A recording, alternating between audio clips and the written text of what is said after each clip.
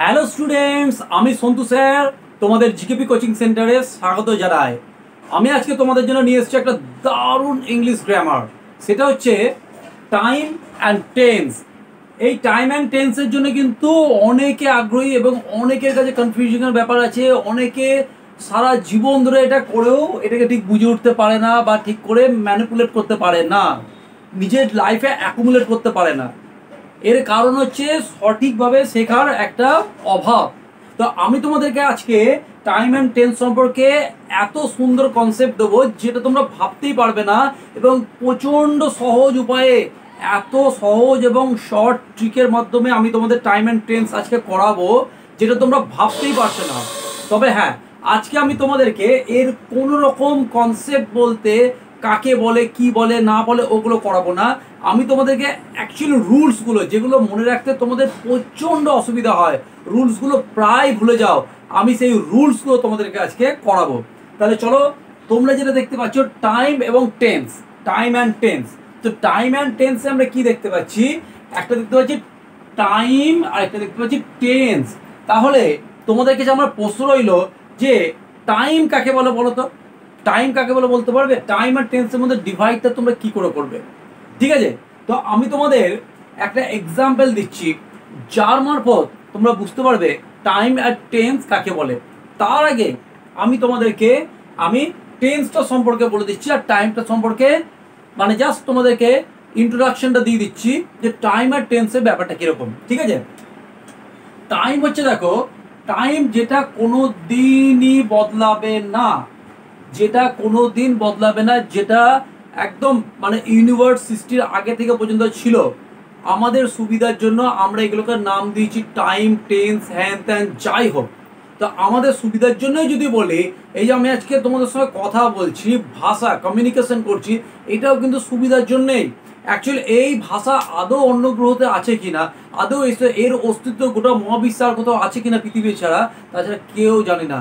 Just for কমিউনিকেশনের জন্য কিন্তু আমি এই সমস্ত যে শব্দগুলো বলছি এগুলো সমস্ত সিস্টেমেটিক কিছু ওয়েতে স্ট্রাকচারাইজ করা আছে, যার জন্য আমরা একে অপরের মধ্যে কমিউনিকেট করতে পারছি। তো সেইটাই যদি বলি, তাহলে টাইমটা একটা যদি শব্দ বলি, ওইটার সঙ্গে যেটা আমি বলতে চাইছি যে কনসেপ্টটা, তার কোনো সম্পর্ক নেই। পৃথিবীতে যেটা ইনর্মাস চলে এসছে, আছে এবং কন্টিনিউ থাকবে, সেটাই হচ্ছে টাইম। যার সঙ্গে পৃথিবীর ধ্বংসেরও কোনো মানে সম্পর্ক নেই, সৃষ্টির কোনো সম্পর্ক নেই, কোনো কিচ্ছু সম্পর্ক নেই। ঠিক আছে, যেটা অবিরল চলছে বা চলে এসছে বা আছে বা থাকবে, সেটাই হচ্ছে টাইম। দ্যাটস হচ্ছে মেন। টাইম হচ্ছে পাস্ট, প্রেজেন্ট অ্যান্ড ফিউচার। এটা আমাদের নিজেদের সুবিধার জন্য করেছি। অ্যাকচুয়াল আমরা যে অবস্থানে রয়েছি সেটাকে আমরা বলছি প্রেজেন্ট। যে অবস্থান থেকে আমরা সরে এসছি দ্যাট ইজ পাস্ট, এবং যে অবস্থানে আমরা ঢুকতে যাচ্ছি দ্যাট ইজ ফিউচার। ঠিক আছে, আর কিচ্ছু না, নাথিং। তো এই টাইমটা আমরা ভালো করেই জেনে নিলাম। এরপর টাইমটাকে, প্রত্যেকটা টাইমে আমরা কথা বলার জন্য, একে অপরের সঙ্গে সম্পর্ক তৈরি করার জন্য, কথা বলার জন্য, আমাদের নিজেদের সুবিধার জন্য আমরা যে বাক্যগুলো বলি, সেই বাক্যগুলো হচ্ছে সব টেন্স। ঠিক আছে, কীরকম মানে প্রত্যেকটা টাইমে সেরকম টেন্স থাকে, সেই জন্য প্রত্যেকটা টাইমে 4টে করে তোমার টেন্স থাকে। তোমরা ভালো করেই জানো এটা, প্রত্যেকটা টাইমে 4টে করে টেন্স থাকে। এখানেও 4টে টেন্স, ফিউচারেও প্রত্যেকটা টাইমে 4টে করে টেন্স থাকে। ঠিক আছে, কি সেগুলো? সেইগুলো হচ্ছে আর কিছু নয়, এটা হচ্ছে ইনডিফিনাইট, একটা হচ্ছে কন্টিনিউয়াস। কন্টিনিউয়াস স্পেলিংটা দেখে নেবে, এন ইউ, মানে এখানে কন্টিনিউয়াসে একটা আই আছে, অনেকে দুটো আই করে দেয়, ঠিক আছে, CONTINIOUS করে, NUOUS। আর এটা হচ্ছে পারফেক্ট, পারফেক্ট কন্টিনিউয়াস, শর্টে লিখলাম। ঠিক সেরকমই পাস্টে লিখলাম, প্রেজেন্টেও তাই, ফিউচারেও তাই। সবেতে কিন্তু এই টাইমের একই ফ্যাক্টর, প্রত্যেকটা টেন্সই রয়েছে, তাই না? 4টে করে টেন্স রয়েছে, ব্যাস, টেন্স কমপ্লিট, টাইম অ্যাকুমুলেট। ঠিক আছে, তাহলে আমরা কোনটাকে টাইম এবং কোনটাকে টেন্স বলবো? টেন্স তো নয় বুঝলাম, পাস্ট, প্রেজেন্ট, ফিউচার। আমরা কি করে এটা ডিনোট করব? দেখো, খুব একটা সহজ মানে ব্যবস্থা আছে। তোমরা এটা যদি বুঝে যাও তাহলে তোমাদের কাছে টাইম অ্যান্ড টেন্স একদম পুরো ক্রিস্টাল ক্লিয়ার হয়ে যাবে। ঠিক আছে, মানে অ্যাজ ক্লিয়ার অ্যাজ ওয়াটার, পুরো জলের মতো পরিষ্কার হয়ে যাবে। কিরকম দেখো, আমি বলি, যদি আমি একটা এক্সাম্পল দিয়ে বলছি, যদি আমি বলি গোয়িং, GOING, গোয়িং, গোয়িং কথাটা কি? গোয়িং কথাটার কোনো মানে আছে? শুধু গোয়িং কথাটার কোনো মানে নেই, মানে অ্যাকচুয়ালি এটা মোশন ওয়ার্ড বোঝাচ্ছে, যে গোয়িং মানে কন্টিনিউ কোনো কিছু একটা বোঝাচ্ছে। ঠিক আছে, দেখো এবারে এই গোয়িং মানে হচ্ছে V4, মানে যে ভার্বের সঙ্গে ING যোগ হয় সেই ভার্বটাকে বলা হয় ING যুক্ত ভার্ব বা V4। ঠিক আছে, গোয়িং এর জায়গায় প্লেইং থাকতে পারতো, এনি ঠিক আছে, এনিথিং। তো এবারে দেখো, শুধু ভালো করে দেখতে থাকো, আমি এখানে কি করব, am is আর বসিয়ে দেবো, am is আর। আমি এখানে was were বসিয়ে দেবো, আমি এখানে will be বসিয়ে দেবো। দেখো ভালো করে, এই পোর্শনটা দেখো, এই পোর্শনটাকে বলা হচ্ছে কি অক্সিলিয়ারি। ঠিক আছে, তাহলে আমি am is আর বসিয়ে দিলাম, যখন am is আর বসিয়ে গোয়িংটা বলবো তাহলে কি হয়ে যাবে, এটা প্রেজেন্ট কন্টিনিউয়াস। আমি যখনই was এর দিয়ে বলবো কি হবে, এটা পাস্ট কন্টিনিউয়াস। যখনই উইল বি দিয়ে বলবো তখন কি হয়ে যাবে, ফিউচার কন্টিনিউয়াস। তাহলে দেখো কন্টিনিউয়াসটা প্রত্যেকটা এইটার জন্য চেঞ্জ হচ্ছে না, চেঞ্জ হচ্ছে কার জন্য, চেঞ্জ হচ্ছে শুধু এইটার জন্য। অক্সিলারি চেঞ্জ, টাইম চেঞ্জ, মানে প্রত্যেকটা টাইমে ঢুকে যাচ্ছি, তাই না? অ্যামিজার দিচ্ছি, প্রেজেন্ট টাইমে থাকছি, ওয়াজ আর দিচ্ছি, পাস্ট টাইমে থাকছি, উইল বি দিচ্ছি, ফিউচার টাইমে থাকছি। তাহলে অ্যাকচুয়াল এই গোয়িংটা এ কিন্তু টেন্স ডিনোট করছে, আর এ কি করছে, টাইম ডিনোট করছে। তাহলে আমরা একটা জায়গার মধ্যে কিন্তু তিনটে টেন্সকে পেয়ে গেলাম। জাস্ট এখানে একটা সাবজেক্ট ইনপুট করে দেবো যে কোনো, ঠিক আছে, সেই সাবজেক্টের সঙ্গে এটা তোমার ম্যাচ করলেই কিন্তু সেন্টেন্স কমপ্লিট। ঠিক আছে, যদি আমি বলি এখানে আই দিয়ে দিই, আই অ্যাম গোয়িং, এবারে কোথায় অবজেক্ট যেটা দেবে, টু মার্কেট বা যাই হোক। ঠিক আছে, হি যদি দিই হি ইজ গোয়িং, যদি দে করি দে আর গোয়িং, আমি যদি করি I was going, they were going, I will be going, he will be going, they will be going. তাহলে ক্লিয়ার? তাহলে দেখো আমরা এখানে কি পেলাম, একেবারে মানে এইটুকুর মধ্যে আমরা কিন্তু কন্টিনিউয়াস টেন্সটা পেয়ে গেলাম। তিনটে কন্টিনিউয়াস টেন্স আমাদের কভার হয়ে গেল, হলো কি না? হয়েছে। এরপর দেখো, এরপর আমরা কি করব, আমরা নেবো একটা কি V3 নেবো। ধরে নাও নিলাম কি ডান, এটা কি V3, আমরা দেখেই বুঝতে পারছি ডান নিলাম। আমি কিচ্ছু করব না, মানে এটা ডানটা হচ্ছে V3, তার আগে আমি কি নেবো, হ্যাভ হ্যাজ নেবো, তারপর নেবো হ্যাড নেবো, তারপর উইল হ্যাভ নেবো। ঠিক আছে, তাহলে দেখো আমি যখনই এই হ্যাভ হ্যাজ এটা নিয়েছি, এগুলো কি, এগুলো সব কিন্তু হচ্ছে অক্সিলিয়ারি একটা পার্ট, এটা হচ্ছে হ্যাভ ভার্ব বলা হয় এগুলোকে। ঠিক আছে, তাহলে যখনই হ্যাভ হ্যাজ দিলাম তখন প্রেজেন্ট, হ্যাড নিলে পাস্ট, আর উইল হ্যাভ নিলে ফিউচার।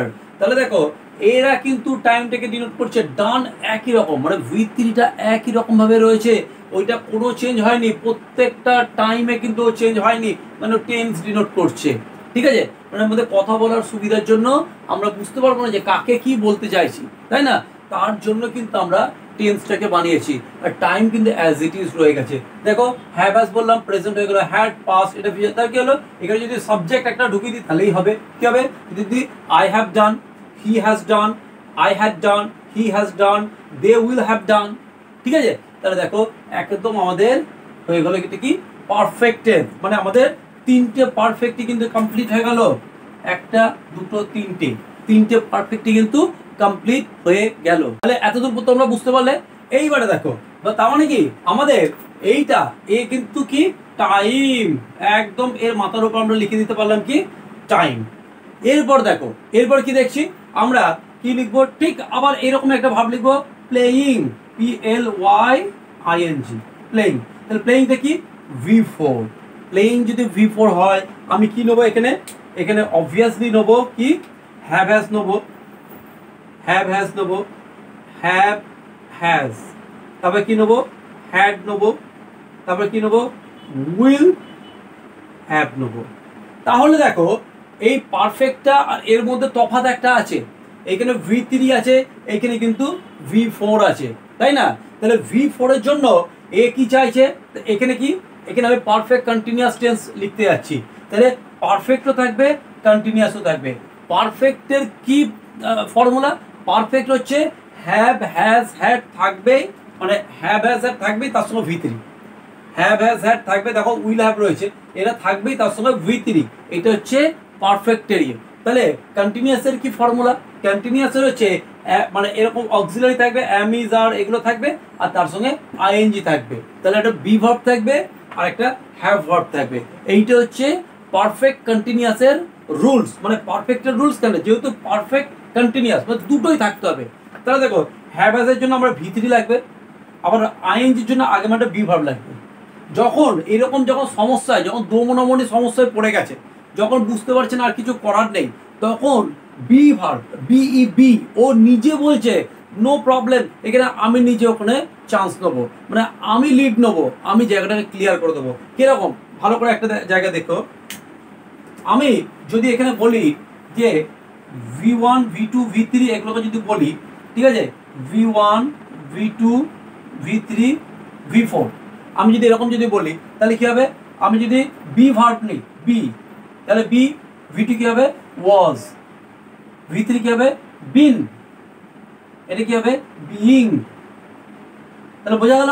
দেখো তাহলে V3 কি এখানে এখন বিন, তাহলে বলছে কি পারফেক্টের জন্য আমরা V3 লাগবে, আবার আইএনজির জন্য একটা বি ভার্ব লাগবে আগে, তাহলে বি ভার্ব নিজে V3 রূপ ধারণ করলো, কিন্তু বি ভার্বই রইলো, তাহলে বি ভার্বের চাহিদাও পূরণ হলো, আবার হ্যাভ হ্যাজ এর জন্য পারফেক্টের V3 চাহিদাও পূরণ হলো, তাহলে এখানে কি বসলো বিন, বোঝা গেল। তাহলে কি হলো, হ্যাভ হ্যাজ বিন প্লেইং, তাই তো, had been playing, will have been playing. তাহলে আমি যদি এখন একটা সাবজেক্ট দিয়ে দিই, তাহলে তোমরা বুঝতে পারলে পারফেক্ট আর পারফেক্ট কন্টিনিউয়াস কেন হলো।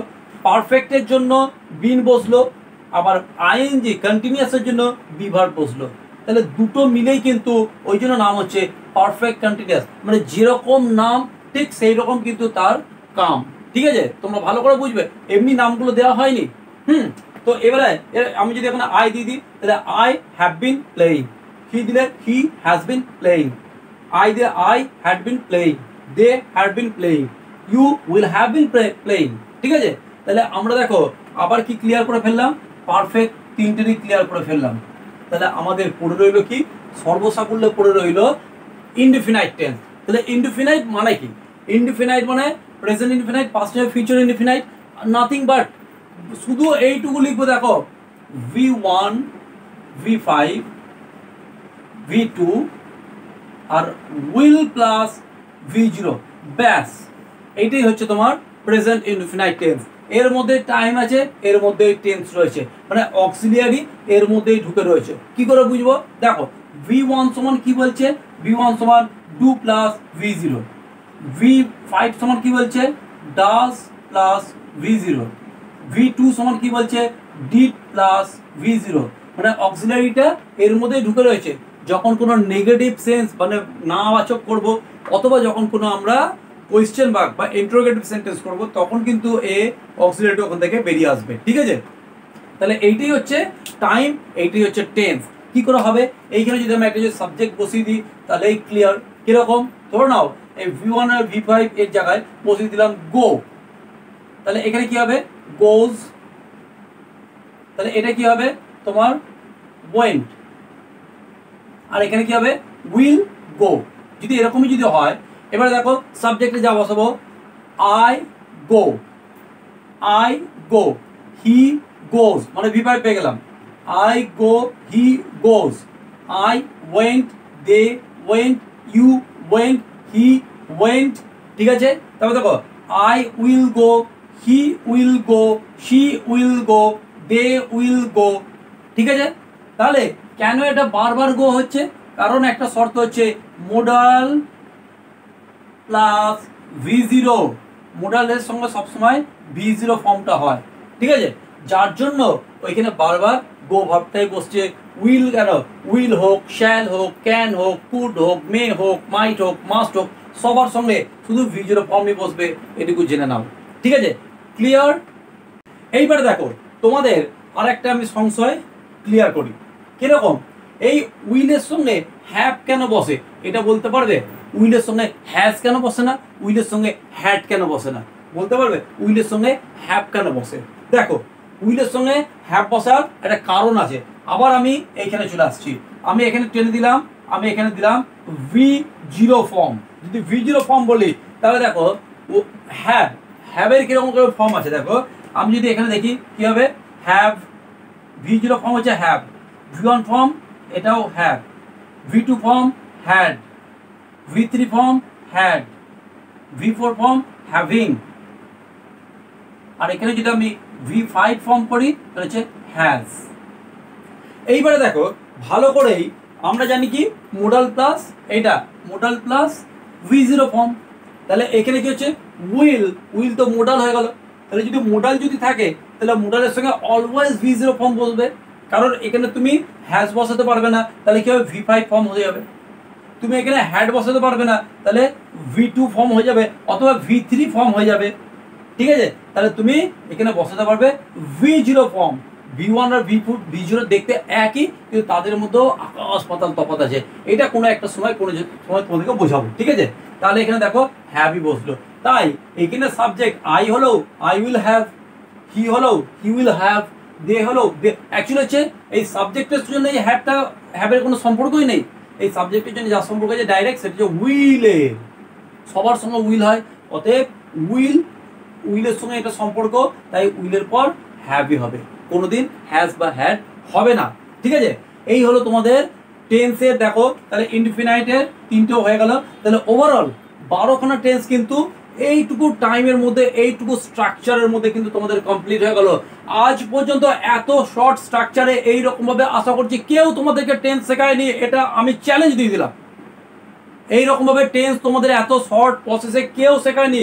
এই ট্রিক শুধু একাডেমিক নয়, যারা চাকরি পরীক্ষা দিচ্ছ তাদের জন্য কিন্তু রামবাণ, তোমরা জেনে নাও। তাহলে তোমাদের আশা করছি এই ভিডিওটা খুবই ভালো লেগেছে। এইরকম নতুন নতুন আরো ভালো ভালো ভিডিও তোমরা পেতে, আর প্রত্যেক দিন আমার চ্যানেলে একটা করে প্র্যাকটিস পেতে ইংলিশের, তোমরা অবশ্যই চ্যানেলের সঙ্গে জুড়ে থাকো। এবং আবার কোনো একটা নতুন ভিডিওতে তোমার সঙ্গে দেখা হচ্ছে। তাহলে এখনকার মতো বাই।